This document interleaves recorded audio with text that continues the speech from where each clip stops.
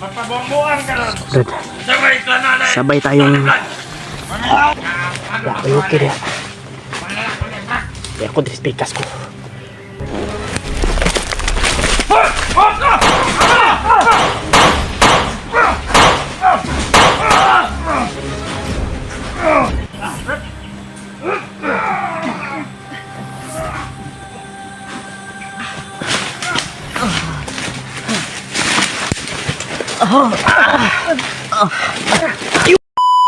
Brad, lipat tayo Brad, lipat tayo Brad.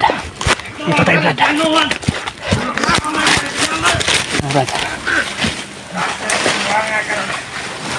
Brad.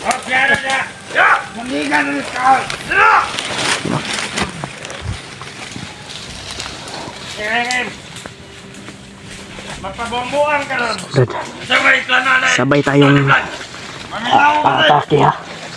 Sabay tayong atake ba? Ito ang maratong tagakauban. Kaya nanawag. Nawag ko na kumanda ng pata.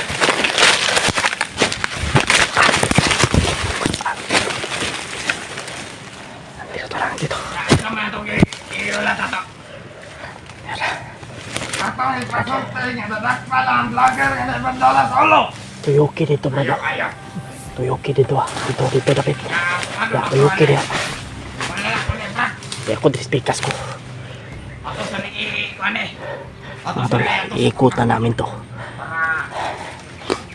para maligtas. Brad, huwag ka muna. Sisinyasan kita. Anong ito na itong Tira tangko? na to. Kaya tara.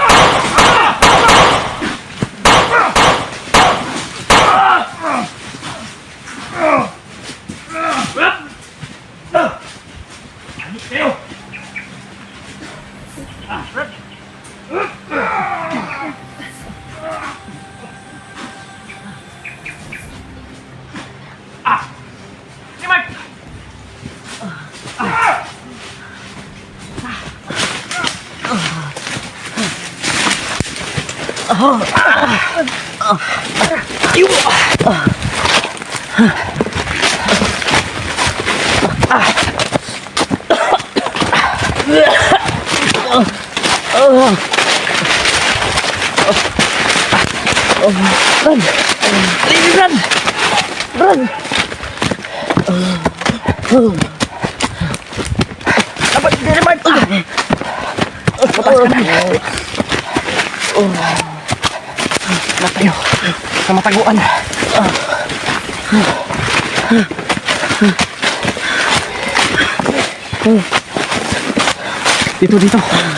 Dito. Dito. Ya.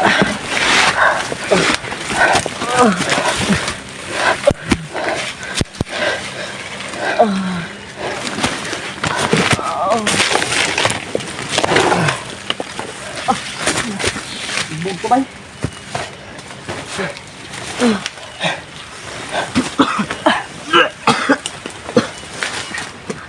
Tidak, biar Mark, tidak.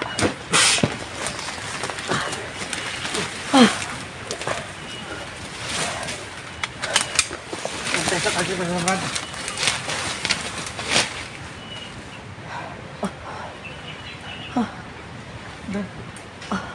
Gamutin siguro sir.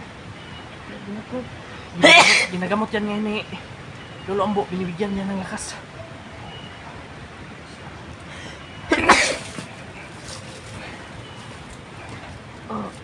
Brad, Kaya Mart, kaya ni mo? Kaya pa? Buti lang inabutan ka namin. Hindi ka na. May plano na silang dadalhin ka sa kampo nila. Dalhin ka doon siguro sa Commander Baglot. Dalawang bisis na kung nahuli nila. Dalawang bisis na pala nahuli si Kuya Mart. Buti lang yan, naligtas ka.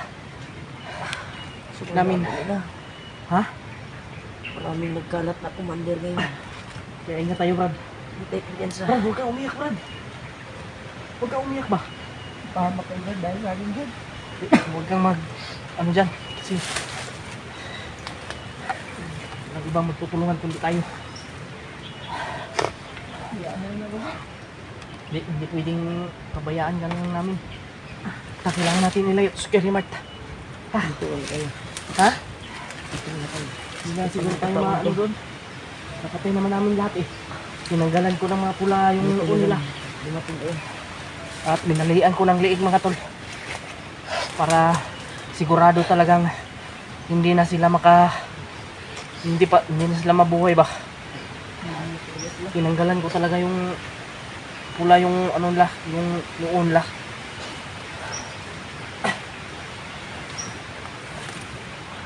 Mga tol, salamat talaga ako dahil sobrang kahit na delikado yung yung Scary Mart ay inasok talaga namin ni Brad Marvin. Hanga talaga ko kay Brad Marvin.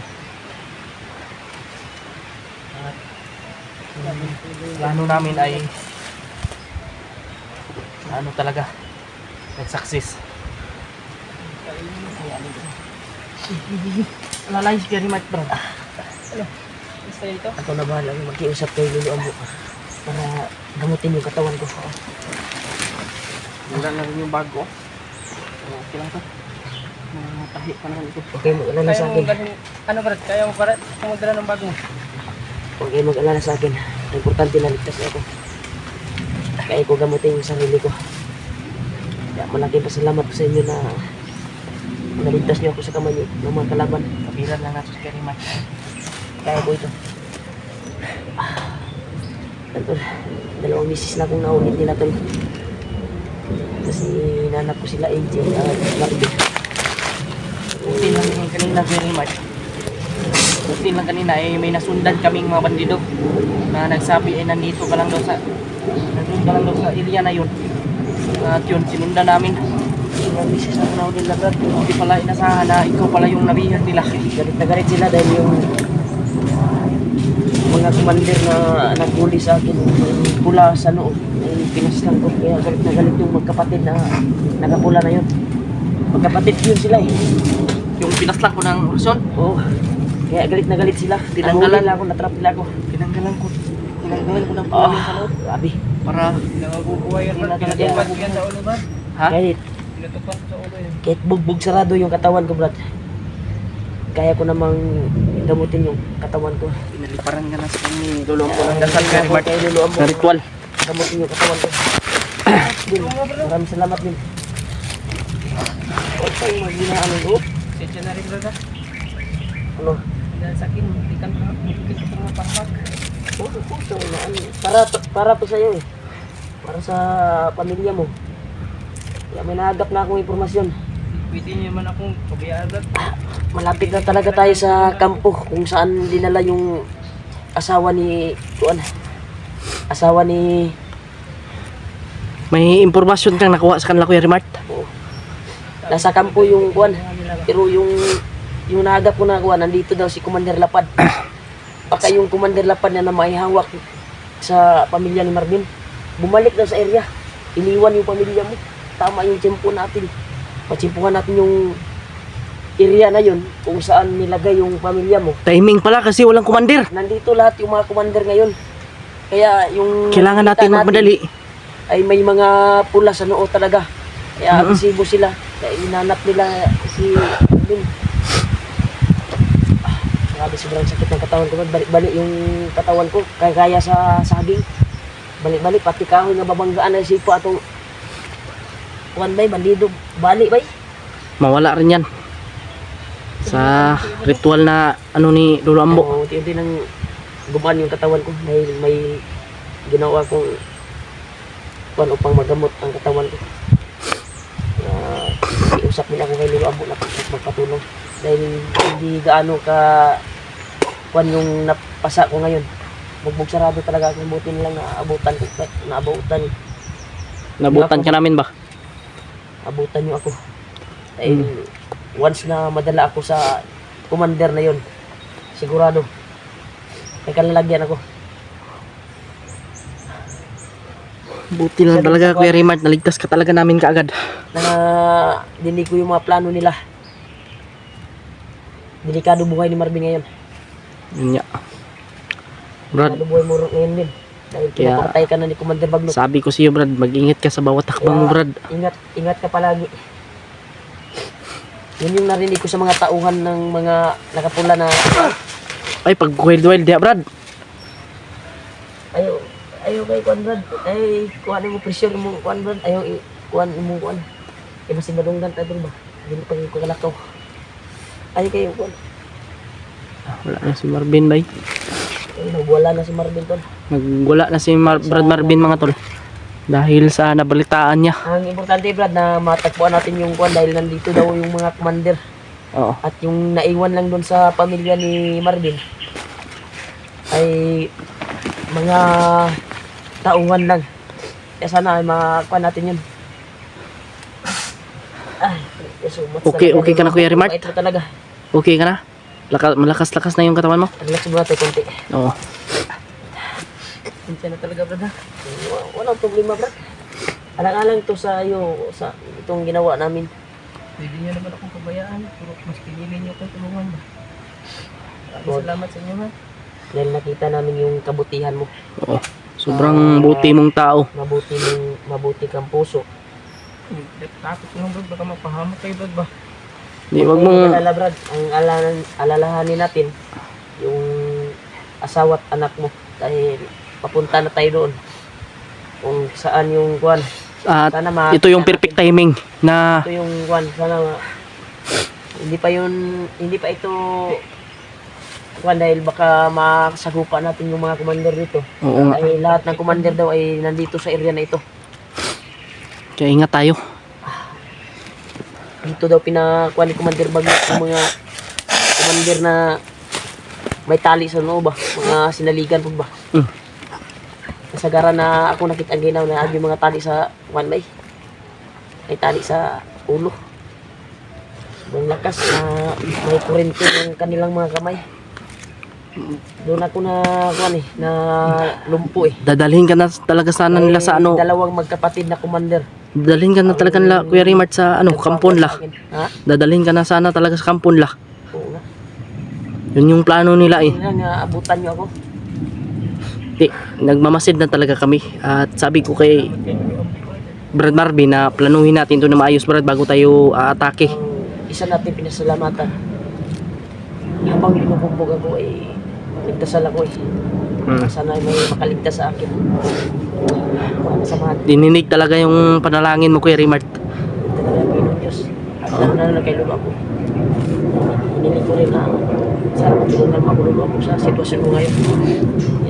Kaya, kayo yung instrumento na ikuha ni Lolo ako para maligtas ako.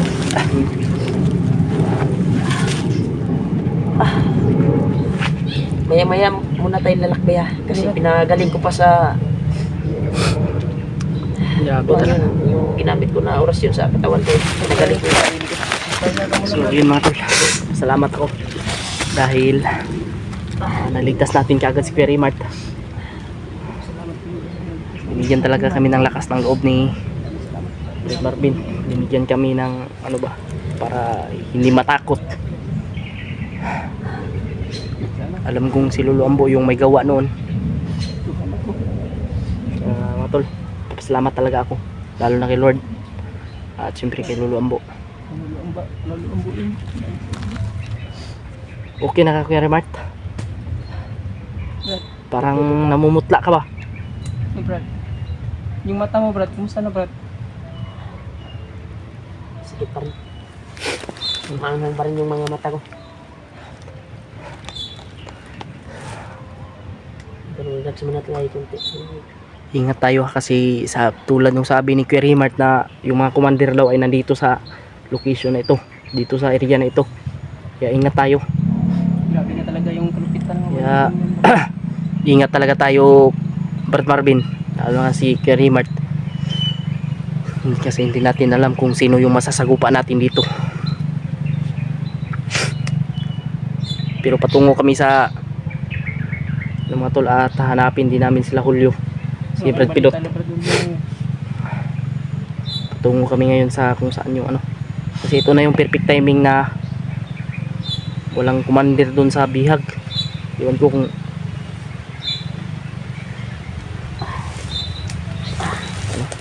ano pa talaga si Kuya Raymart mga tol. Ha? Isin ko to. Isin mo? Malayo tayo dito. Pwede na ito. Malay tayo.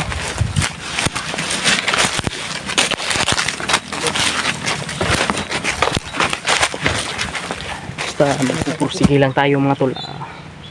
Ito nagbunga rin lahat yung pag ano natin. Na ano rin natin si Kuya Raymart, naligtas natin. Agad. Panalagyan ko talaga. Dahil marami sila dito ngayon. Ngayon naglalapit sa ulo nito. Sabi mo yung palipitan na doon. Dapat matapos. Sana matagpuan natin yung kung saan nilagay yung pamilya mo doon. Dahil mga nakabantay doon ay mga tauhan lang na simple. Kaya ngayon ay mga commander ay dito in-aside. Mga tol. At hinaan lang natin yung busis natin. Kaya Minimize lang natin yung buwis natin. Para sabi na sa ilim namin, Brad. makauwi na rin po sa pamilya niya. Salamat talaga ako sa inyo. Hindi. Oh. Okay lang yun Kuya Raymart. Nag-aalala lang yung Salamat din sa'yo sa iyong kabutihan. Ako na wala yung anak ko na asawa ko rin. Ay, may anak din kami. Pero nakakaintindi yun sa amin. Dito na yung trabaho namin. Anak buhay. At dito kami makapagkita din. Dahil dinaan yung Diyos natin. Maraming salamat talaga tol sa walang I-share niyo po itong video na ito mga tol, Kuya Bads, na nagpapasalamat ako dahil naligtas natin kaagad si Kuya Raymart. kahit nasa Sama si hospital Brad Marvin. kami, ay nakapag-Diyos din kami. Kahit itataya namin yung buhay namin dito sa mission na ito. Kaya Prosit ah. maraming salamat talaga to sa isawang suporta niyo po at pagmamahal sa amin. Dito, patuloy namin natin sa pamilya natin. Sana matagpuan namin yung kampo na yun. Oo. At Dasal lang natin na matagpuan natin yung kampo na yun. At makita natin sila Hulyo. dasal lang tayo palagi din. Salamat sa inyong mga palipad panalangin mga tol. Bigay yung mga